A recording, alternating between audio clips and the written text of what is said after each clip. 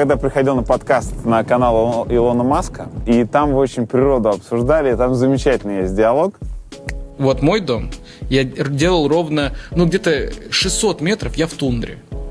Офигенно. Да, блядь.